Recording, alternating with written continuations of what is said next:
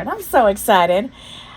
I just got to tell you that we have some of the best talent right here in Houston. You know, so many artists from the city really making sure that R&B is alive and well in H-Town. And I'm so excited that our next guest is here today. Greathouse, welcome to Magic 102.1. Thank you so much for having me. Oh man, so excited. You just came in here with a big smile. I smile a lot, that's what I'm told. Oh, that's good, right? Smiling is good vibes. Absolutely. All right, well, look, you're from Houston. Introduce yourself to people. Where are you from in Houston? Where you live? I've been in Houston. I was actually born in Oklahoma. Okay. But I've been in Houston now. I'm definitely Houston now. I've been here since I was a kid. So yeah, Houston is always home. Usually on the west side is where I grew up, Spring Branch, that area. So that I'd say I'm from West Houston. Okay. Yeah.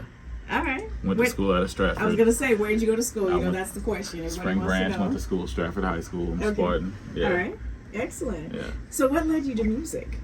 I've been doing music since forever. Both my parents are music lovers. They got me into it. Marvin Gaye, Earth, Wind and Fire, Aretha Franklin, Anita Baker. I didn't have any choice but to know good music growing up in my house. You know, Saturday mornings come and that record player get to going. You know, that's your wake up call. Get up and start cleaning. I was gonna say it must have been time to get the chores going. Yeah, get up and start cleaning. We don't do anything before this house is clean. So. I know that's real. What was the chore that you dreaded the most on Saturday morning? Dishes. I still hate doing dishes. Really? I will pay top dollar for a dishwasher that will clean everything. I hate doing dishes. See, for me, dishes, I don't mind doing dishes. It's laundry. Oh, baby. I'm actually good with laundry. Really? I'm good with laundry because I can sit on the couch. I'll put everything on the couch after I do the laundry, and I'll just sit there and turn on a movie or turn on one of my shows and just start folding clothes. Yeah. And I'm good. Okay. But dishes just feel like that's just hell to me. I need to ask that. You must have a dishwasher. Oh, absolutely. And you use it? Absolutely. Okay, I'm going to get in your bit. Single? Are you single? Yeah. Okay, so just you for all your dishes in the dish. Okay. And I got a lot of disposable plates and cups. Okay. So I keep those dishes to a minimum. I just pull the dishes out for company. You know what? I'm the exact opposite. I've always had a dishwasher, but I've always been the dishwasher. When I was growing up, I was the dishwasher. We didn't have a dishwasher. Yeah. And that just sort of stuck with me. And I also did laundry for the whole house. But baby, that is not my favorite. But you know, God always has a good sense of humor because I got supersized a year ago and got married, and so my husband, 4 beautiful daughters, so I'm a bonus mom, and we all, you know, that's us, our family, and so I do a lot of laundry. Now every time I'm in there doing laundry, I'm like, God, you have a sense of humor. Just never ends. No, because you got that laundry right here. 6 people that never ends. So look, when you were having to do chores on Saturday morning, like what was the album or the song? Like what was it that, you know, when you hear that song, it just takes you back to those Saturdays when you were growing up? Any Earth, Wind and Fire. Really? That was my mom's favorite. So that was the first record that would go. Now after she played her Earth, Wind and Fire records, then we might get into a little Marvin, might get into a little Aretha. Teddy Pendergrass, that was her second favorite, so we'd always hear some Teddy. Okay. And so yeah, when those start rolling, it just depended on how dirty the house was as to how long the music kept going. Because you know, after the chores and whatnot, we got to get groceries for the week. We got to get, you know, this, that, and the other. So there's errands to run. Okay. So yeah, it just depends on how dirty the house is as to how long. Okay. Yeah. Cool. I tell you what, we're in the studio. We got Greathouse live in the studio right now. We're gonna take a break. Little Run DMC.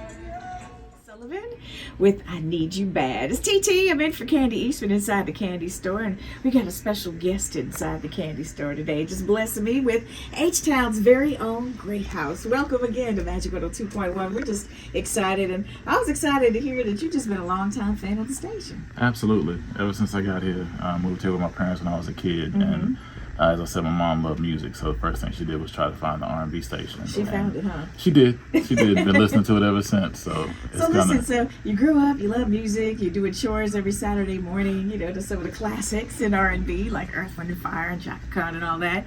And then you get to be grown up. So, you know, your love of music, how did that translate into you actually making music? I don't know, like I said, I've been around choirs, I've been around just singing people my whole life. And so I love the way you say it, singing people. Yeah, I singing like people. You know, Houston, you can throw a rock and you're going to hit some singers. Yeah, we got some singers Absolutely. Here. A lot of talent here. And so just being around that, I just kind of loved it. I kind of love watching other people perform. I love listening to other people, listening to what people create, listening to different voices come through the radio. And I just kind of wanted to emulate those voices. So I do a lot of covers and things like that. But then after a while, I got to be like, you know what if I leave a mark? What if I leave my own mark? And so that's when I started wanting to do my own music and create my own thing. So that's kind of what pushed me into it. That's awesome. So, you know, you made the decision, and I think that's great, but things are just a decision until you actually get a plan and put it into action. So what was your first step? I actually got pushed. I started, you know, after choir and stuff in school, I started singing in church.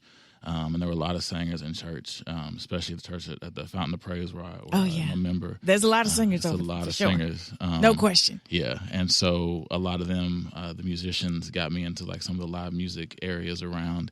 And so a couple of musicians pushed me and they were just like, you need to sing, like go up on the open mic and sing. And so I sang, the crowd liked it. And I was like, okay, well, maybe I'll sing again. And so I started kind of making that a thing and then started getting gigs and then started singing with some other fellow artists in the city. And you know, I got to ask you, into it. You know, the first time that you did that open mic, what was the song that you sang? John Legend, So High. Okay. I remember it. Really? I was terrified. You were? Like, how did you get past that? It was the Red Cat. It was the old Red Cat downtown. I remember the old Red Cat. And I went up there, I think it was a Sunday night. And it was John Legend, So High. And I just remember there was a lady right in front because, like I said, I was nervous. Okay. I was probably standing still, probably had my eyes closed, but it must have sounded good.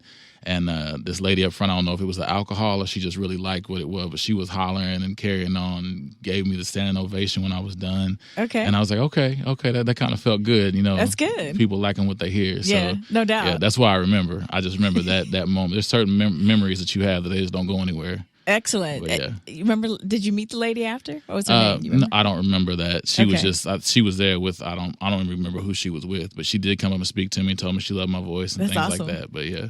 You know what? She just gave you that extra boost right then and there, huh? Yeah. That pushed me to my second time and the third time, and then something kept me coming back. Well, good, because we're going to come back, okay? I got to pay some bills, but, we got Greathouse live in the studio here at Majic 102.1. He's got a brand new single. We're going to debut that this hour, but, we're going to learn more about H-Town's own. R&B is alive and well in Houston, Texas, yes, I would say. So we'll have more up next on Majic 102.1. I remember the first time that I heard Tank, Maybe I Deserve, and I was feeling all of that energy. For God, maybe I deserve all of this pain and anguish because he knew he had dished it out. I mean, something about a great song when it's written well and it's sung well, man, that song takes you on a journey. And that's why we have a rising superstar here in the H right here, right now on Majic 102.1. I want to introduce everybody to Greathouse live in the studio. Thank you so much, TT. I appreciate it. Because, see, we're going to take a great song lyrics, great singing, or sanging, as you say, and we're going to pull all that together, and we're keeping R&B alive and well right here in the H. Right here in the H. Absolutely. Let me ask you about your process. So, how involved are you in the writing process and producing process? What's your process? We're going to go in the studio, me and you. Definitely learning a lot. Let's make a song. Basically, we'll come up with a concept first. It's usually a collaboration. My first album was a collaboration with me and Sed Smith. We co-wrote. This project is a collaboration of me and Freddie Fontaine and Madison, amazing producers. And so we just kind of get in and we're like, okay, what's the concept for this? And once we get the concept going, we're like, okay, well, let's work on the music. What's the music talking to us? What's it saying to us? Start writing off of that, get a hook, get a verse, or sometimes just a verse, then the hook. Yeah. Just whatever we're feeling. And we just kind of get together and it'll be like, okay, this line would be dope. And then like, okay, I like this, but let's cut this off and add this. And so it's like a collaborative effort, but we all get in there and start writing and get creative. And that energy inside the studio is amazing. And that's how you end up being there all night and don't realize it. Well, I love that because I think, iron sharpens iron, right? So you surround yourself with the best so that you can bring out the best and be the best. That's how you get better. Absolutely. Yeah. And then I think, too, is like you got to know, what you're good at, right? And so you surround yourself with people that are good at some different things. And then when you get together, that's really when the magic happens, right? Absolutely. What was the first song that you were involved in writing? Probably the very first song I ever put out in like 2014. It was called Never Knew Love. Okay. And so I'm really wordy. And so I wrote that. I worked with Chris Rockaway and Chad Black on that. Okay. And so my verses and hook were like super long. Chad was like, bro, this you song didn't know anything can't be about 8 song minutes structure at all. He was like, you got to cut this down. So he edited down what I wrote, and we made it fit and made it work, and it came out really good. That was the first time. So from that experience, I learned how to edit what I was writing. So I would definitely do like when you're doing a paper, you do a rough draft. Yeah. And so I do a rough draft of what I'm about to write, and then I'm like, okay, this is a little long, so how can I cut this down? I love it. And bring it down a little bit, and just give it a little more edge for a song. And that's kind of how I got into getting better at writing. And then, of course, moving forward with Sid taught me some things, and he was like, you got to use the imagination, give people something to think about. And so he would put in ideas, and he'd write, and then I'd write, and he'd have me write something based off of what he wrote, and he'd be like, let me see what you do. Okay. And so we merged all that together, and then working with Madison and Freddie, they got to the point now, which makes me feel better because these are songwriters, like industry songwriters. And so for them to be like, okay, we're going to do this, you write the second verse, or you write the hook, or you write the bridge. That's trust. Yeah, that's trust. Because this is their name on it too. Sure. And so the fact that I'm getting there to where, they look at me as a songwriter enough to be able to be like, we're not going to edit nothing, like this works.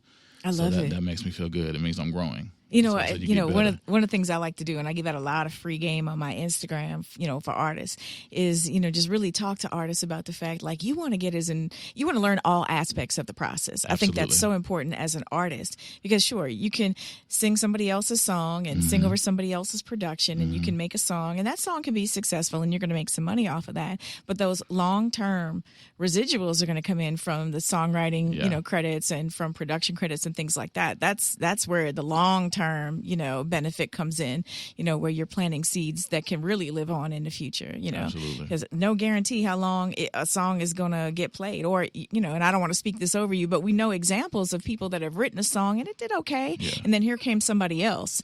A great example of that. And, it's one of the classics. And I think Dolly Parton did a great job with I Will Always Love You. But the reality is that Whitney Houston made that song her own. Exactly. And that song, when you think of the song, you think of Whitney Houston. Right. And even Dolly would say, Whitney sang it way better than I could have ever thought of singing it. But because, Dolly wrote the song, she gets the residuals as well. And I know it wasn't necessarily a money play for her, right. But, just kind of goes to show you, the music business is so interesting, and there's so many ways to stay alive in the game. Absolutely. All right. Well, cool. Well, you have a song. You brought it here today, and I'm honored that you decided to debut it right here at the station. So I'm going to let you introduce your song. I'm excited.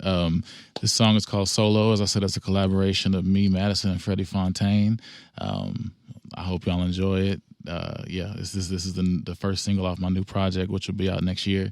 So I'm excited. I'm excited for y'all to hear it. I love it. All right. Greathouse right here with Solo on Majic 102.1. R&B station, home of the Rickey Smiley Morning Show. That was music from Greathouse with Solo. First time on the radio here in anywhere. Yeah, how about that? Absolutely. Thank you. What better place than your hometown? Absolutely. It's surreal. 102. Tell me about writing that song. How did that come to be? What a great song. Thank you very much. We literally walked in the studio, and Madison was like, he played me the track, and he said, all right, so what's the song about? And I said, I don't know. I just kind of feel like it was actually the end of the week when I came in there, and I was just like, man, it's just been a rough week. Yeah. And I was like, I just really need to get some stuff off my chest because, music is like therapy. And music is medicine. Therapy. I say that all the time. And so when I'm in the studio, it's very therapeutic for me. So whatever's going on just kind of disappeared. And I was like, let's just get in here and let's just write about that. Let's just write about, going out, what you do after you've had a rough week, what you try and look for, what you. And so we literally just started writing off of that. I was like, it's kind of like you walk in the grooves. It's happy hour.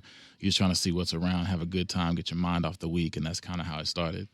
I like the sugar honeycomb? Sugar honeycomb. Sugar, yeah. That's, man. Yeah. Is that going to be your fan squad, the sugar honeycomb guys? I mean, it can be. Who going to be the president? Somebody be the president. Somebody on that line is like, pick me, I'm sure, right? That is Absolutely. Awesome. Man, I tell you what, I like the song so much, we're going to play it again. Oh, for real? Introduce it again. You know, for the second time, the second debut today, this is Solo by Greathouse. Y'all enjoy it on Majic 102.1. Right, sounds so nice. We got to play it twice. Merry Christmas. Looks like Christmas just came early for you. Absolutely, it did. Absolutely. Magic 102.1. It's H-House R&B station and home of the Rickey Smiley Morning Show. And I just love the smile on your face right now.